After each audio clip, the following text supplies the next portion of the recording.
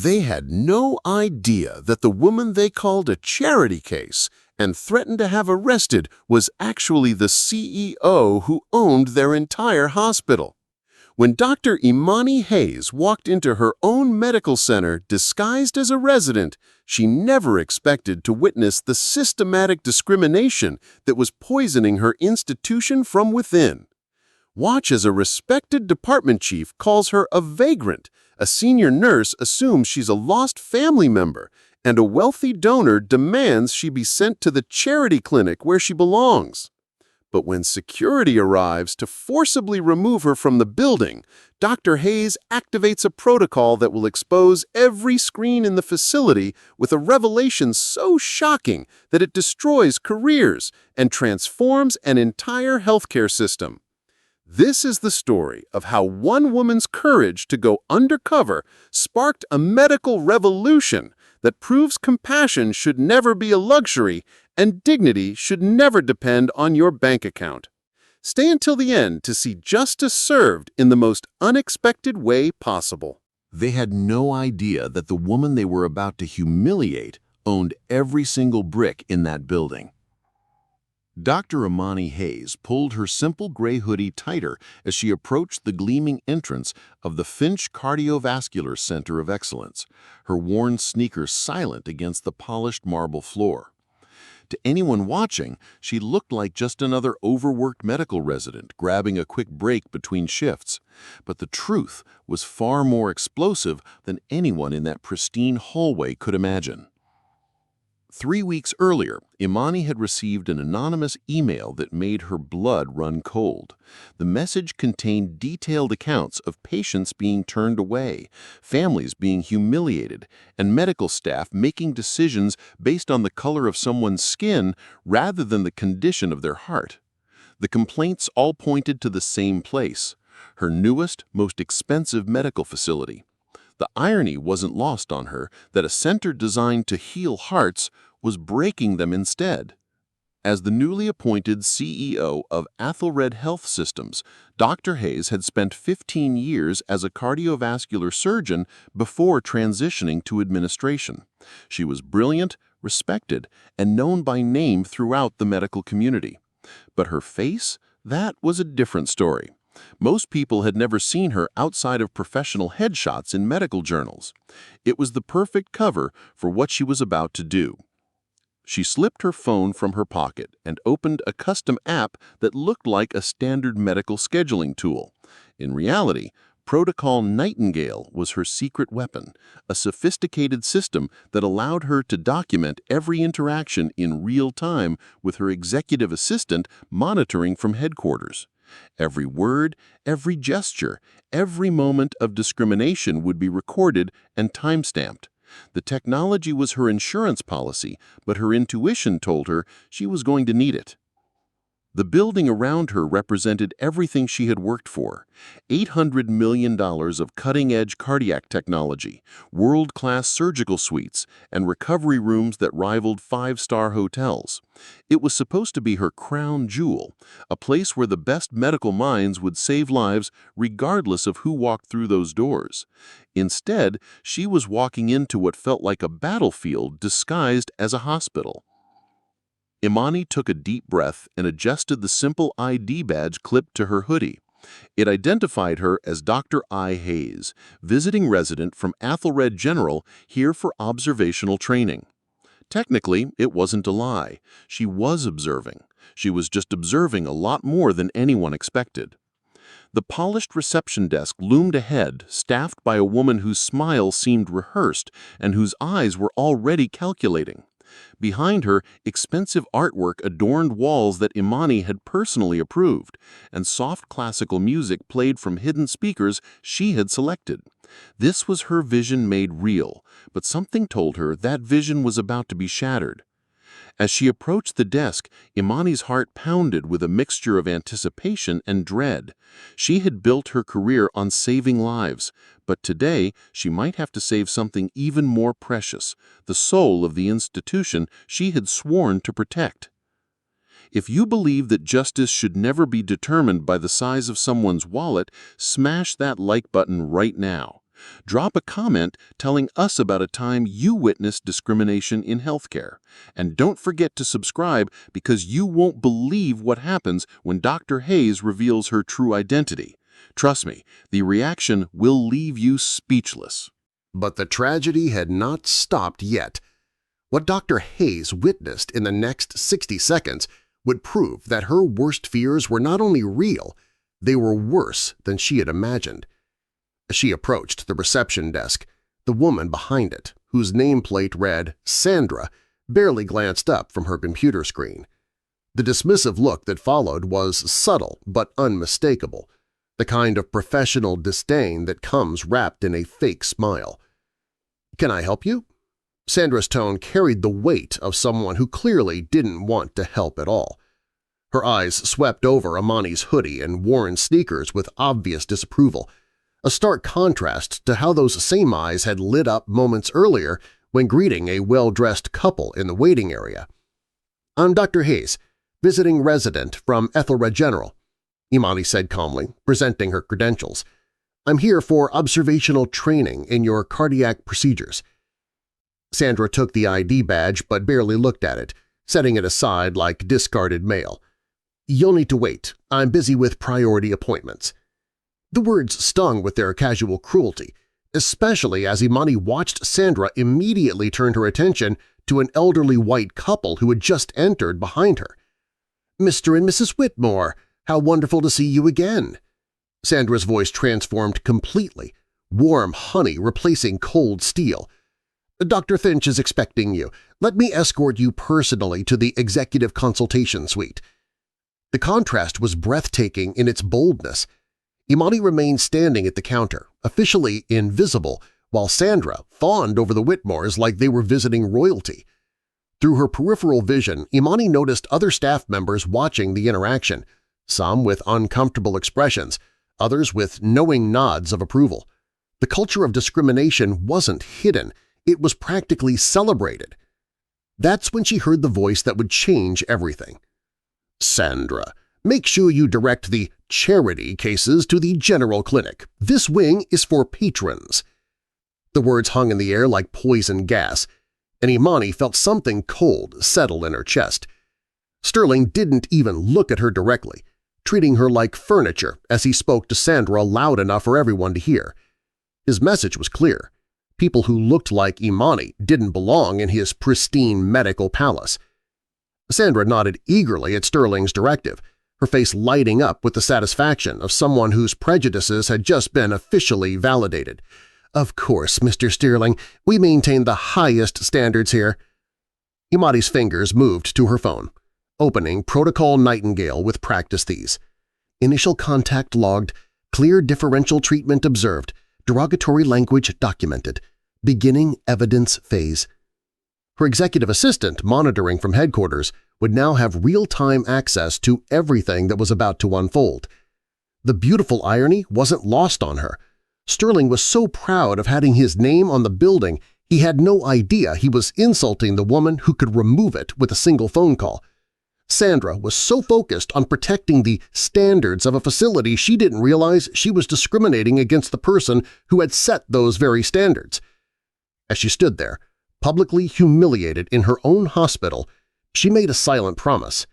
Before this day was over, everyone in this room would learn that true excellence in healthcare had nothing to do with the size of someone's wallet and everything to do with the size of their heart. Right at that moment, the situation spiraled from bad to catastrophic. The sound of expensive Italian leather shoes clicking against marble announced the arrival of someone who would make Sterling's casual cruelty look like child's play. Dr. Alistair Finch strode into the reception area like he owned the place, which in his mind he absolutely did. His white coat was pristine, his silver hair perfectly styled, and his eyes held the kind of cold intelligence that had made him both feared and respected throughout the medical community. But when those eyes landed on Imani, something ugly flickered across his face. It was the look of the man who had built his reputation on exclusivity and wasn't about to let anyone challenge his carefully constructed world. "Sandra, What exactly is going on here? Finch's voice carried the authority of someone accustomed to instant obedience, his gaze fixed on Imani with the intensity of a surgeon examining a tumor. Who is this person, and why is she loitering in my reception area? The word loitering hit like a slap. Imani felt the familiar sting of being reduced to a stereotype, but she maintained her composure, knowing that her reaction was being documented by Protocol Nightingale. Every word, every gesture, every moment of this confrontation was being recorded in real time. "Dr. Finch," Imani began calmly, "I'm Dr. Hayes, a visiting resident from Ethelred General. I'm here for observational training as part of our interfacility education program." Finch's laugh was sharp and humorless. "Observational training? In my center?"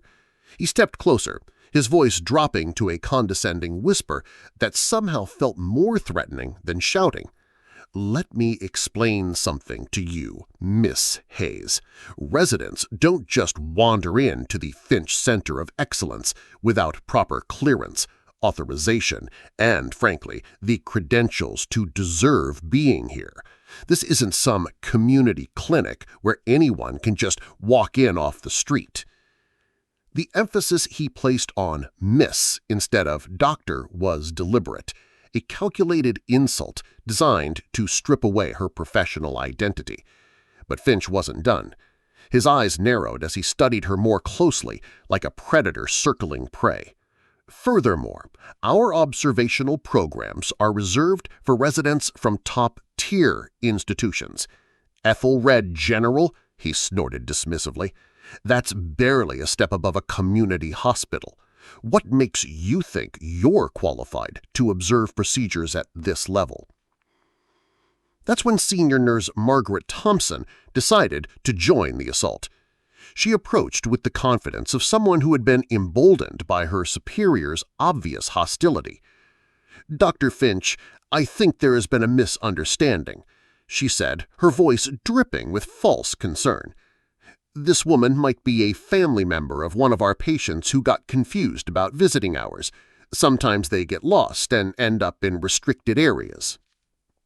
The implication was clear and cotton, and it hung in the air like a toxic cloud. To Margaret, a black woman in scrubs couldn't possibly be a doctor. She had to be someone's worried relative who had wandered into the wrong part of the hospital. Dr. Finch nodded approvingly at Margaret's insight. "That makes much more sense. Ma'am, visitor hours are clearly posted and family members are not allowed in clinical areas.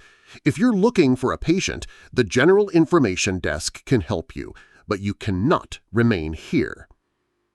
Imani's fingers tightened around her phone as she whispered into Protocol Nightingale. "Escalation confirmed. Multiple staff members involved. Professional credentials questioned. Racial assumptions documented." Her executive assistant would now be watching this unfold in real time. But more importantly, so would the board of directors she had secretly alerted before arriving. The beautiful irony of the situation was almost too perfect to believe. Dr. Alistair Finch, so proud of the center that bore his name, was systematically humiliating the woman who had personally recruited him, approved his salary, and had the power to end his career with a single decision. He was so blinded by his prejudices that he couldn't see the storm that was about to destroy everything he had built. No one expected what happened next, but sometimes heroes emerge from the most unlikely places. Just as Dr. Finch and Nurse Thompson were basking in their shared moment of professional cruelty, a young voice cut through the toxic atmosphere like a beacon of hope in the darkness. "Excuse me, Dr. Finch." The interruption came from Dr. Ben Carter, a first-year resident whose youthful face still carried the idealism that medical school hadn't yet beaten out of him. His voice was respectful but firm, and there was something in his posture that suggested he knew exactly what he was walking into. "I couldn't help but overhear.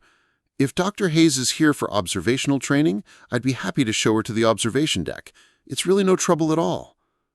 The silence that followed was deafening. Dr. Finch's face flushed red with barely contained rage, while Nurse Thompson's mouth fell open in shock. How dare this junior resident challenge their authority? How dare he treat this woman like she actually belonged here? But Ben wasn't finished. With a courage that belied his junior status, he turned to Imani and offered something that no one else in that sterile, hostile environment had bothered to provide: basic human decency. "Dr. Hayes, would you like some water? The procedures can run long, and it gets warm in the observation area. It's really no trouble at all."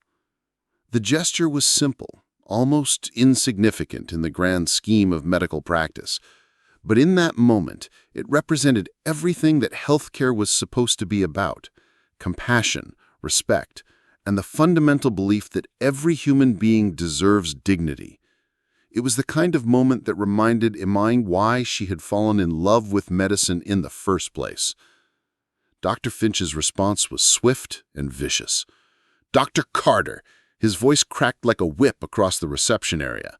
"This woman has no business being here, and you're enabling her delusions by treating her like she's actually a physician. Your job is to learn from your superiors, not to coddle every confused person who wanders into our facility." The word vagrants hung in the air like a curse, and Imani saw Ben's jaw tighten with suppressed anger. But the young resident held his ground, his integrity shining brighter than all the expensive equipment surrounding them. "With respect, Dr. Finch," then said quietly. She presented credentials and identified herself as a doctor. "I was taught to treat all physicians with professional courtesy, regardless of which institution they represent." The exchange was creating ripples throughout the waiting area. Other staff members were beginning to take notice, some looking uncomfortable with the public humiliation they were witnessing. But it was a quiet conversation between two elderly patients that really caught Imani's attention. "This is exactly what happened to my daughter-in-law last month," whispered Mrs. Rodriguez to her companion. "They treated her like she didn't belong, questioned her insurance, made her wait for hours while they took care of other people first. She's a nurse practitioner, for God's sake. But they looked at her skin color and decided she wasn't good enough for their fancy center." Her friend nodded grimly. "My grandson is a medical student, and he told me this kind of thing happens more than people want to admit. It's just usually not this obvious." Imani's heart sank as she realized that what she was experiencing wasn't an isolated incident, but part of a systematic pattern of discrimination that had been poisoning her hospital for months, maybe years. The anonymous complaints she had received were just the tip of the iceberg. How many patients had been mistreated? How many families had been humiliated? How many qualified medical professionals had been dismissed and degraded simply because they didn't fit someone else's narrow definition of what a doctor should look like? As she watched Ben Carter risk his career to defend her dignity, Imani made a silent promise. This young man's courage would not be forgotten, and his integrity would be rewarded. But first, she had to finish documenting the systematic rot that had infected her institution. The storm was building, and Dr. Finch had no idea that he was about to face the hurricane of his lifetime. If you've ever witnessed someone stand up for what's right when everyone else stayed silent, hit that like button to honor their courage. Share in the comments about a time when someone showed you unexpected kindness in a difficult moment. And make sure you subscribe, because what happens next will restore your faith in justice. Dr. Hayes is about to show these bullies that integrity always wins in the end. But the tragedy had not stopped yet, and what happened next would push Dr. Finch over the edge into a realm of cruelty that even his colleagues would find shocking. The sight of Ben Carter defending Imani had ignited something primal and vicious in the department chief's personality. His face had turned a dangerous shade of purple, and his hands were trembling with barely controlled rage. This wasn't just about maintaining hospital hierarchy anymore. This had become personal. "That's it!" Finch's voice exploded across the reception area like a gunshot, causing every conversation to stop mid-sentence. Patients in the waiting room turned their heads in alarm. Children started crying, and even the seasoned nursing staff took an instinctive step backward. I have had absolutely enough of this circus. This woman is a security risk, a disruptive influence, and clearly someone who doesn't understand that actions have consequences. The transformation in Dr. Finch was terrifying to witness. The polished, professional facade had completely crumbled, revealing something ugly and unhinged underneath. His prestigious medical degree, his years of training, his reputation for surgical excellence, none of it mattered now. He had been reduced to his basest instincts, and those instincts were telling him to destroy the woman who had dared to challenge his authority simply by existing in his space. "You want to know what I think?" Finch's voice continued, rising to a near shriek. "I think you're some kind of activist, some troublemaker who came here specifically to cause problems. Maybe you're recording this for social media. Maybe you're planning to file some frivolous lawsuit, but I guarantee you one thing. It ends right here, right now." The accusations were wild, desperate, and completely unhinged, but they revealed something crucial about Finch's mindset. In his twisted worldview, the only reason a black woman would be in his prestigious medical center was to cause trouble. The possibility that she might actually belong there, that she might actually be qualified to be there, was so incomprehensible to him that his brain had simply rejected it entirely. Nurse Thompson, emboldened by her superior's complete meltdown, decided to add her own poison to the mix. "Dr. Finch is absolutely right," she declared loudly enough for the entire waiting room to hear. "We've been too patient, too accommodating. This woman has been disruptive from the moment she walked in here, and now she's got Dr. Carter all confused and distracted from his actual responsibilities." The lies were flowing like water now, creating an alternate reality where Imani was the aggressor and they were the innocent victims protecting their workplace from an invasion. It was a masterclass in gaslighting. And if Imani hadn't been recording every word through Protocol Nightingale, she might have started to question her own sanity. But Dr. Finch wasn't finished with his performance. He strode over to the reception desk with the dramatic flair of a man who believed he was about to deliver the killing blow. His hand hovered over the telephone like a gunfighter reaching for his weapon. "I'm calling security," he announced, with the kind of grim satisfaction that suggested he was enjoying every second of this public humiliation. "I'm having you forcibly removed from this building, and I'm going to make sure that every hospital in this city knows exactly what kind of person you are." The threat of physical removal sent a chill through the waiting room. Several patients looked genuinely frightened, not just for Imani, but for what kind of medical care they might receive in a place where the department chief was clearly unhinged. This was supposed to be a healing environment, a place where people came when they were at their most vulnerable, and instead they were witnessing something that felt more like a public execution. But as Dr. Finch's hand moved toward the phone, something extraordinary happened. Imani didn't flinch, didn't argue, didn't even stand up. Instead, she remained perfectly calm, pulled out her own phone, and spoke into it with the kind of quiet authority that comes from someone who has never doubted their own power. "Nightingale, log level 4 escalation," she said, her voice carrying clearly across the suddenly silent reception area. "Threat of forcible removal documented. Multiple witnesses present. Pattern of systematic discrimination confirmed. Activate Phase 2. The words were spoken so calmly, so professionally, that they seemed almost anticlimactic after Finch's theatrical rage. But there was something about the way Imani said them, something about the confidence in her voice and the mysterious nature of whatever Phase 2 might entail, that sent a shiver of anticipation through everyone who heard them. Dr. Finch paused with his hand still hovering over the phone, suddenly uncertain. For the first time since this confrontation began, doubt flickered across his face. Who was this woman, really? What was this Nightingale system she kept referring to, and what exactly was Phase 2? But his pride wouldn't let him back down now. Too many people were watching. Too much of his authority was on the line. Whatever game this woman was playing, he was going to end it once and for all.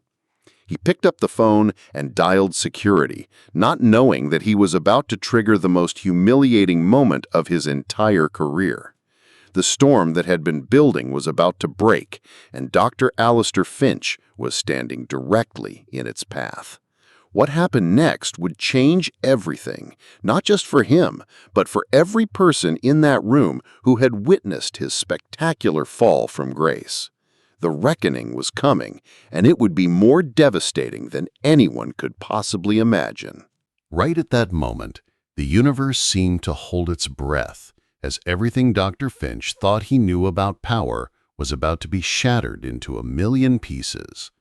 The security guards arrived with the efficiency of men who had dealt with hospital disruptions before, their heavy footsteps echoing through the marble hallway like a death march. Officer Rodriguez and Officer Mitchell were seasoned professionals who had seen everything from confused patients to actual threats, but what they were about to witness would haunt them for the rest of their careers. "There she is," Dr. Finch declared with the triumphant satisfaction of a man who believed he had just won the greatest victory of his life. His finger pointed at Imani like a sword, his voice carrying the authority of someone who had never been challenged and never been wrong. "That woman right there, she's been disrupting our facility, harassing our staff, and refusing to leave when asked. I want her removed immediately and banned from this property." The security guards looked at Imani, still sitting calmly in her chair, and then back at the clearly agitated department chief. Something about the scene didn't feel right to them. The woman appeared peaceful, composed, almost serene, while the doctor looked like he was about to have a nervous breakdown. But they had their orders, and Dr. Finch was their superior. Officer Rodriguez approached Imani with professional courtesy, his hand resting casually on his radio. "Ma'am, I'm going to have to ask you to come with us. There seems to be some kind of misunderstanding that we need to sort out." Imani looked up at the security officer with eyes that held no fear, no anger, just a kind of patient certainty that made him deeply uncomfortable. "Of course, Officer Rodriguez," she said, reading his name tag with calm precision. "But before we go anywhere, I think there's something everyone in this room needs to see." Dr. Finch's face twisted with rage at her continued defiance. "I don't care what games you're trying to play, get her out of here now." His voice cracked with the strain of maintaining his authority in the face of someone who seemed completely unimpressed by his power. That's when the impossible happened. At exactly that moment, every digital screen in the Finch Cardiovascular Center of Excellence began to flicker. The waiting room televisions, the reception desk monitors, the tablets in nurses' hands, even the digital displays showing appointment schedules, all of them synchronized in a technological symphony that no one had ever seen before. The first sound was a soft chime, the kind of alert that hospital staff had trained themselves to notice immediately. But this wasn't a medical emergency. This was something else entirely. The screens went black for exactly 3 seconds, and then in perfect unison, they blazed to life with an image that made every person in that room question their own sanity. Dr. Imani Hayes' professional headshot filled every screen, her intelligent eyes staring out at the assembled crowd with the kind of authority that came from years of saving lives and making impossible decisions. But it wasn't just her photograph that appeared. Beneath her image, in bold letters that seemed to burn themselves into the retinas of everyone watching, were the words that would destroy Dr. Finch's world completely. Dr. Imani Hayes, Chief Executive Officer at Aethelred Health Systems, initiating on-site executive audit. All staff report to stations. Protocol Nightingale active. The silence that followed was so complete, so absolute, that you could have heard a pin drop in the cardiac surgery suite 3 floors up. Dr. Finch's face went through a transformation that would have been comical if it weren't so devastating. The color drained from his cheeks like water flowing out of a broken dam. His mouth opened and closed like a fish gasping for air, and his hands began to tremble with the kind of terror that comes from realizing you've just destroyed your own life. Nurse Thompson made a sound that was somewhere between a gasp and a whimper. her clipboard falling from nerveless fingers to clatter against the marble floor. Sandra, the receptionist, actually staggered backward, bumping into her chair and nearly falling as the full weight of her behavior crashed down on her consciousness. But it was Officer Rodriguez who spoke first, his voice filled with the kind of professional horror that comes from realizing you've almost arrested your own boss's boss's boss. "Ma'am, we had no idea. Dr. Finch told us—" Imani rose from her chair with the fluid grace of someone who had never doubted this moment would come. The transformation was remarkable. The woman who had been dismissed as a charity case, insulted as a vagrant, and threatened with forcible removal, now stood before them as exactly what she had always been, one of the most powerful people in the entire healthcare system. "Dr. Finch," she said, her voice carrying the kind of quiet authority that made grown men confess their sins and beg for forgiveness, "I believe you were in the middle of having me removed from my own hospital." The words hit Dr. Finch like physical blows. His knees actually buckled, and he had to grab the reception desk to keep from collapsing entirely. The man who had spent the last hour systematically humiliating and degrading her was now face to face with the woman who controlled his salary, his career, and his entire future. Around the room, staff members who had witnessed the confrontation were beginning to understand the magnitude of what they had just seen. Some looked terrified. Others seemed fascinated by the dramatic reversal, but all of them understood that they were witnessing something that would be talked about in hospital corridors for decades to come. Mr. Sterling, the pompous donor who had started this entire catastrophe with his charity cases comment, had gone completely pale and was backing toward the exit like a man trying to escape a crime scene. But there would be no escape for any of them. The reckoning had arrived, and Dr. Imani Hayes was just getting started. No one expected what came next, because true justice isn't about revenge. It's about transformation. And Dr. Imani Hayes was about to teach everyone in that room the difference between punishment and healing. The silence stretched for what felt like an eternity as she stood there, allowing the full weight of the revelation to settle into every mind present. But when she finally spoke, her voice carried the measured authority of someone who understood that real power lies not in destroying your enemies, but in giving them the opportunity to become better human beings. "Dr. Finch," she began, her tone calm but unmistakably commanding, "I want you to understand something very clearly. In the past hour, you have violated every principle that makes medicine a noble profession. You have discriminated against patients, humiliated colleagues, and created a toxic environment that goes against everything this institution stands for. By all rights, I should terminate your employment immediately and make sure you never practice medicine again." Dr. Finch's face had turned ashen, and he was visibly trembling as he waited for the axe to fall. Nurse Thompson looked like she might faint, while Sandra gripped her desk so tightly her knuckles had gone white. They were all preparing for the professional death sentence they knew they deserved. But then Dr. Hayes said something that shocked everyone in the room, including the security guards who had seen their share of workplace confrontations. "However, I believe in the healing power of medicine, and that includes healing the prejudices that infect our hearts. Dr. Finch, you are not fired." The collective gasp that went through the room was audible. Dr. Finch looked up with confusion and desperate hope, not understanding that his salvation was about to come with a price that would change him forever. "Instead," Dr. Hayes continued, "you are being reassigned, effective immediately. You will serve as the new head of our community-free clinic, where you will provide medical care to the exact population you have spent today denigrating.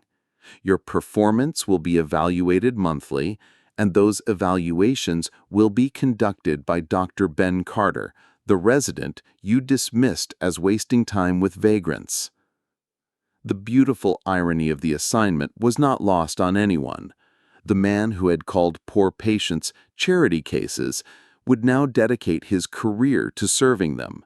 The doctor who had questioned the credentials of a black physician would now report to a junior resident who had shown more integrity in 1 hour than Finch had displayed in his entire career.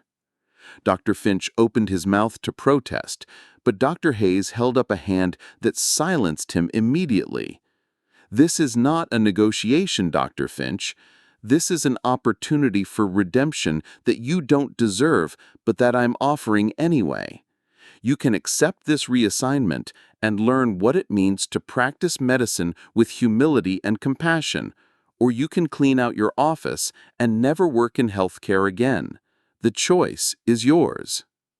The weight of the decision crushed down on Dr. Finch like a physical force. His pride warred with his desperation. His arrogance battled with his need to survive professionally. In the end, survival won, and he nodded his acceptance with the broken spirit of a man who had lost everything he thought made him important. But Dr. Hayes wasn't finished dispensing justice. She turned to Nurse Thompson, whose face was streaked with tears of humiliation and terror. "Margaret, you will be placed on immediate probation and enrolled in our new empathy and cultural competency training program. You will spend 6 months learning what it means to treat every patient with dignity, regardless of their appearance or background. Your completion of this program will determine whether you have a future at Ethelred Health Systems." The measured nature of the punishment was almost more devastating than immediate termination would have been. Thompson would have to face her prejudices every day, confront her biases in a structured environment designed to expose and eliminate them. It was accountability with the possibility of redemption, but only if she was willing to do the hard work of changing who she was at her core. Sandra, the receptionist, was trembling as Dr. Hayes approached her station. "Sandra, you will be transferred to our patient advocacy department, where you will work directly with families who have filed discrimination complaints. You will learn firsthand how your behavior affects real people and their access to health care. Consider it an education in the consequences of prejudice." The room watched in fascination as each punishment was revealed to be an opportunity for growth. Each consequence designed not just to punish, but to educate and transform. This wasn't the brutal revenge that most people expected. It was something far more sophisticated and ultimately more powerful. But when Dr. Hayes turned to address Mr. Sterling, the donor whose casual cruelty had started this entire confrontation, her voice took on a different tone entirely.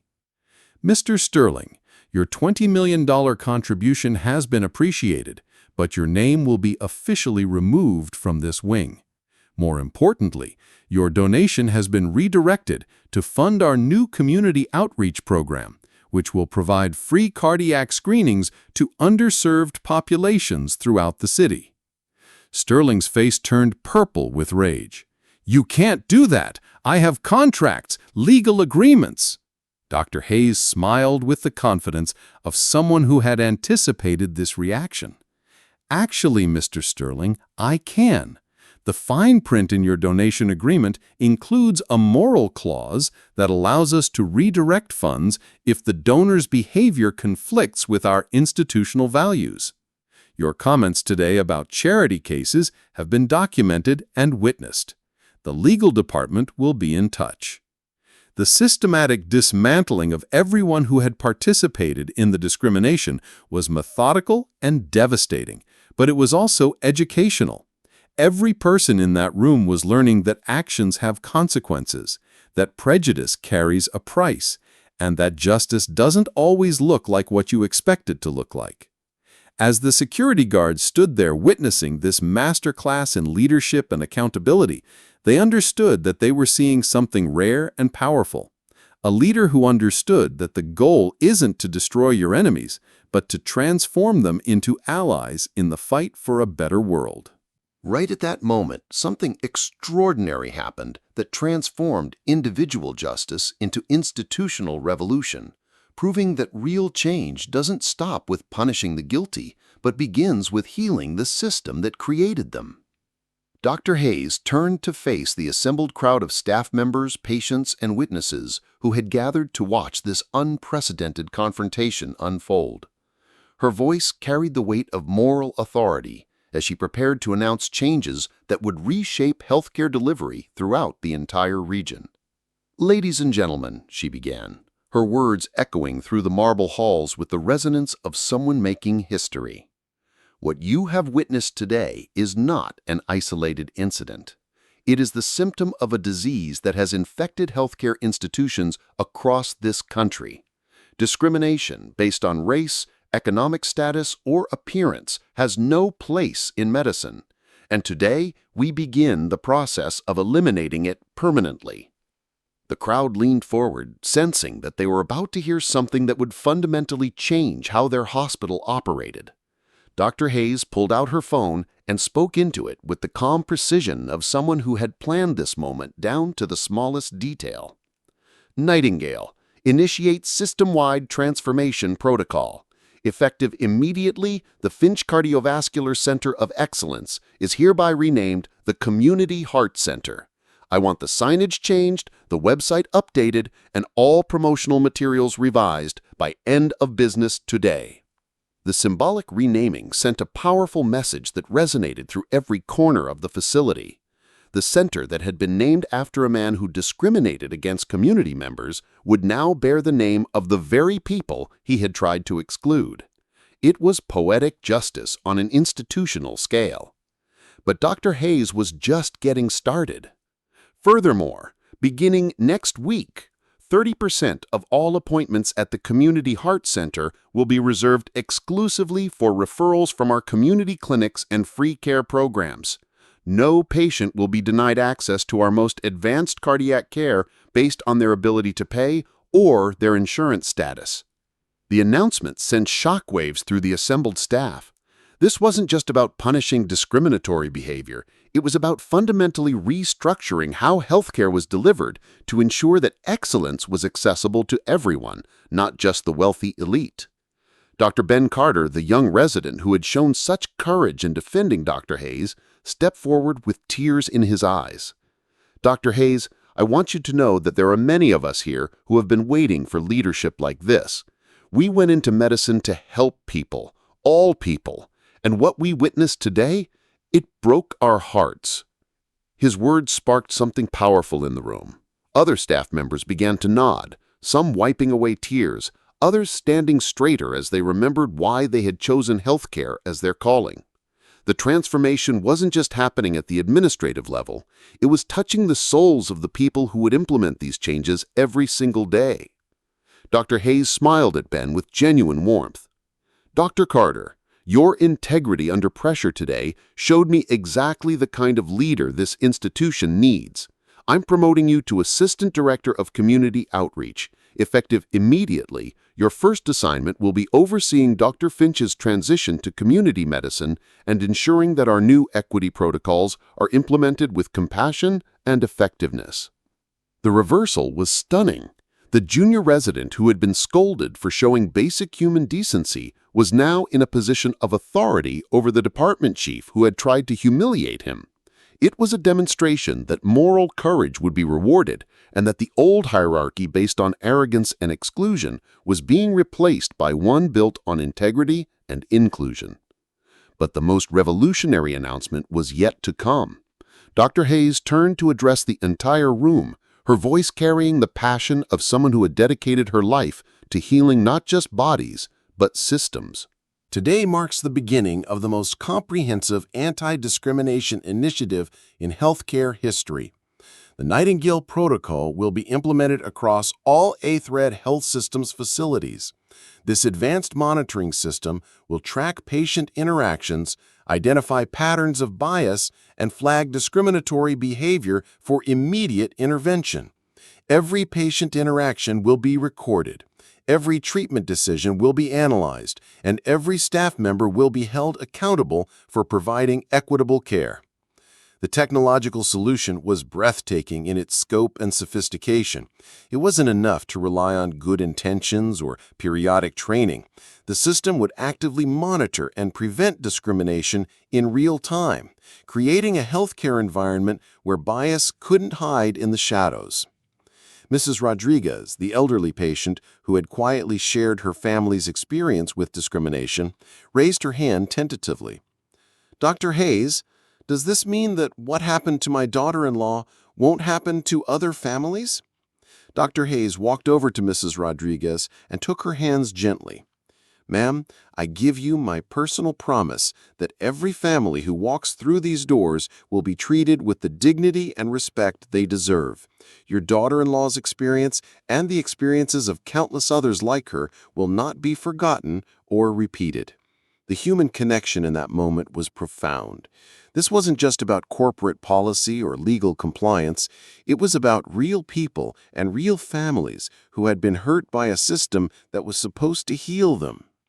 As Dr. Hayes prepared to conclude her remarks, she looked around the room at the faces staring back at her. Some showed shame, others hope, many displayed a mixture of both. But all of them understood that they were witnessing the birth of something unprecedented in healthcare delivery. "Today," Dr. Hayes concluded, her voice filled with the quiet authority of someone who had spent years fighting for this moment, "a hospital's health is not measured by the wealth of its patients, but by the humanity of its staff.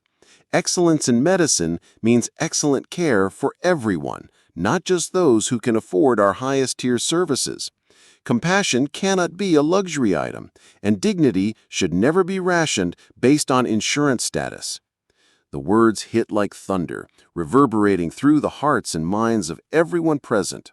This wasn't just a policy change, it was a moral revolution that would transform how healthcare was conceived, delivered, and experienced by every person who walked through those doors.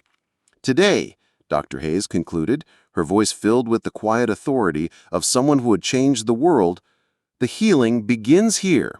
Not just the healing of hearts and bodies, but the healing of a system that forgot that medicine is fundamentally about serving humanity.